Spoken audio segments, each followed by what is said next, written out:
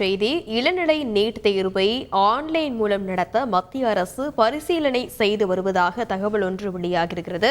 இது பற்றிய மேலும் விவரங்களை செய்தியாளர் ராஜா விவரிக்க கேட்கலாம். வணக்கம் ராஜா. அப்படி நீட் தேர்வு ஆன்லைன் மூலமாக நடத்தப்படும் பட்சத்தில் என்னென்ன வழிமுறைகள் எல்லாம் பின்பற்றப்படும்? இது அமலுக்கு வர எந்த அளவுக்கான வாய்ப்பு இருக்கிறது?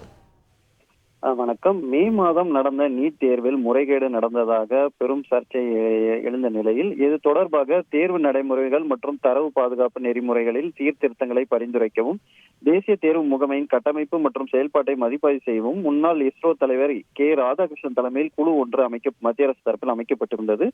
கடந்த ஒரு வாரத்தில் 3 உயர்மட்ட கூட்டங்களை இந்த குழுவானது நடத்தியிருக்கிறது. இதில் குறிப்பாக நீட் இளநிலை தேர்வை ஆன்லைன் மூலம் நடத்துவது தொடர்பாக விவாதங்கள் நடைபெற்று இருக்கிறது. இதில் ஏனென்றால் ஏற்கனவே இந்த முறைகேடுகள் நடந்திருக்கிறது மற்றும் ஜேஇ மற்ற தேர்வுகள் எல்லாம் ஆன்லைன் முறையில் நடத்துவதும், அதனால் நீட் இளநிலை தேர்வையும் அடுத்த ஆண்டு ஆன்லைன் முறையில் நடத்துவது தொடர்பாக பரிசீலனை செய்ய முடிவு செய்யப்பட்டதாக தகவல்கள் வெளியாகியிருக்கிறது.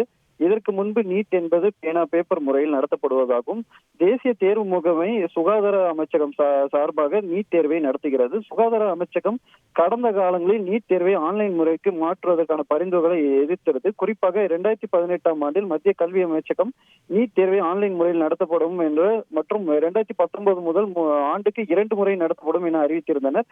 இருப்பினும் முறையான ஆலோசனையின்றி அறிவிக்கப்பட்டதாக சுகாதார அமைச்சகம் தரப்பில் எதிர்ப்பு தெரிவித்ததால் கல்வி அமைச்சகம் இந்த முடிவை திரும்ப பெற வேண்டிய கட்டாயம் ஏற்பட்டிருந்தது. ஆனால் தற்போது மீண்டும் இந்த யோசனையானது மறுபரிசீலனை செய்யப்பட்டிருக்கிறது. காரணம், நீட் தேர்வில் அந்த வினாத்தாள் கசிவு, ஆள் மாறாட்டம் போன்ற பல்வேறு குற்றச்சாட்டுகள் எழுந்த நிலையில் ஆன்லைன் முறையை நடத்துவது தொடர்பாக பரிசீலனை செய்யப்பட்டு வருகிறது.